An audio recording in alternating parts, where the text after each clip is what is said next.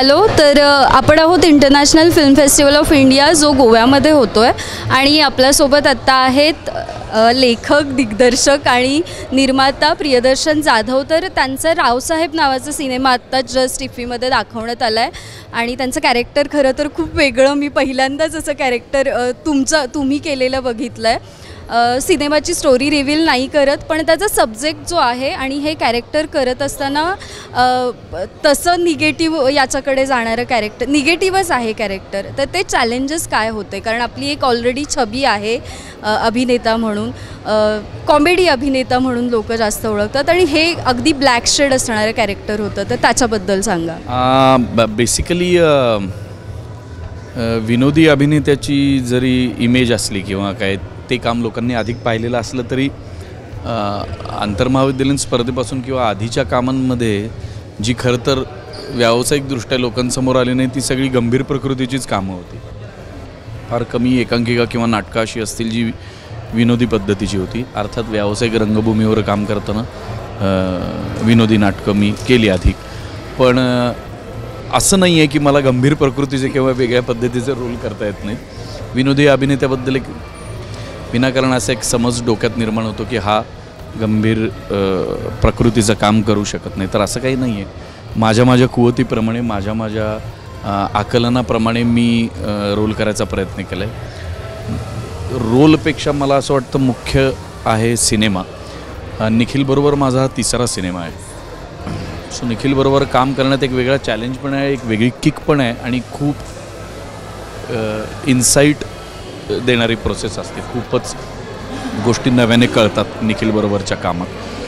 रावसाहेब हा या सिनेमाची गोष्ट लीक न करता एवढंच सांगू शकेन की माणूस आणि निसर्ग ह्यांच्यामध्ये जे द्वंद्व आहे, जे माणसानेच खरं तर निर्माण केलं आहे, त्याबद्दलचा सिनेमा आहे. पण वरवर पाहता असं बोलल्यावर फार गहन आणि गंभीर आणि असा सिनेमा वाटेल, पण तसं न होता तो त्याच वेळेला अत्यंत योग्य पद्धतीने एंटरटेन करणार आहे असं मला वाटतं.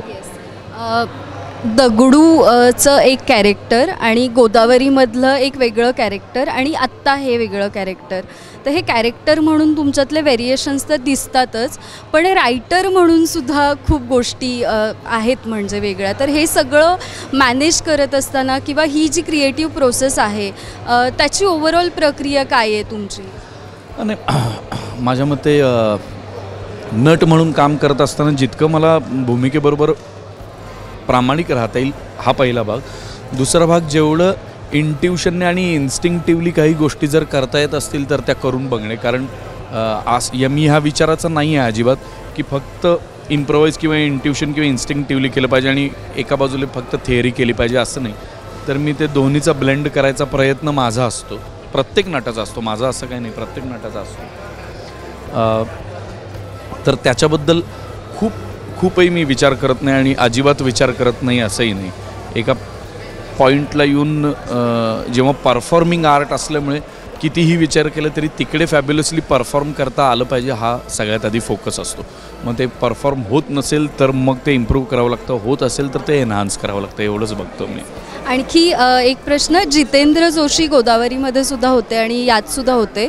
त्या भूमिका खूप वेगळ्या होत्या आणि या भूमिकासुद्धा खूप वेगळ्या आहेत. तर त्यांच्यासोबत काम करत असतानाचा अनुभव, तुमची मैत्री आहे चांगली, तर ते कसं, म्हणजे मला तो अनुभव आहे. आमची आधी मैत्री नाही आहे.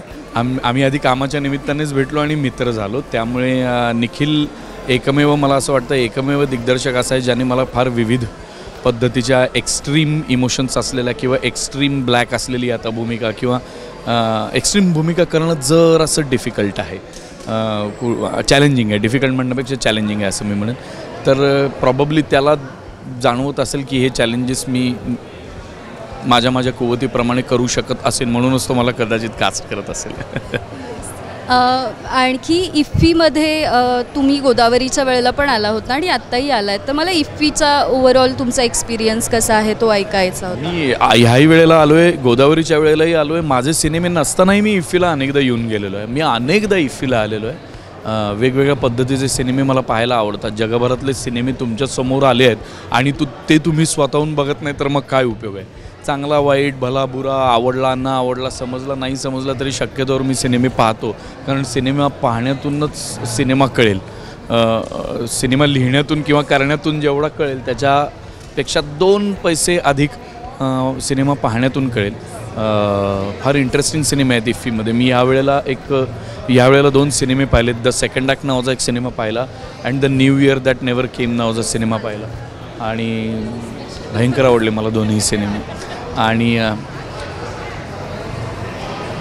फार मनापासून सांगावंसं वाटतं की we are grateful to IFFI की सिनेमाचं कल्चर इकडे रुजू होतं आहे. इतकी वर्ष होत आलेलं आहे आणि नवीन जनरेशनला नवीन पद्धतीचा सिनेमा पाहायला आवडेल आणि नवीन जनरेशनसुद्धा त्यांचा नवीन सिनेमा घेऊन इफ्फीमध्ये येईल ह्याचा विचार करूनसुद्धा खूप छान वाटतं. So thank you too. आणि ॲट लास्ट नवीन प्रोजेक्ट काय असणार आहेत? आम्हाला आता नवीन काय बघायला मिळणार आहे? मी एक जिओ स्टुडिओज बरोबर काटाकीर नावाची फिल्म केली आहे, ती आता ह्या एप्रिलला येईल. मी एक डांगडिंग नावाची फिल्म केली आहे ज्यात मी अभिनय केला, तीही येईल. मी एक छूमंतर नावाची फिल्म केली आहे ज्यात मी काम केलं आहे, तीही यावर्षी येईल.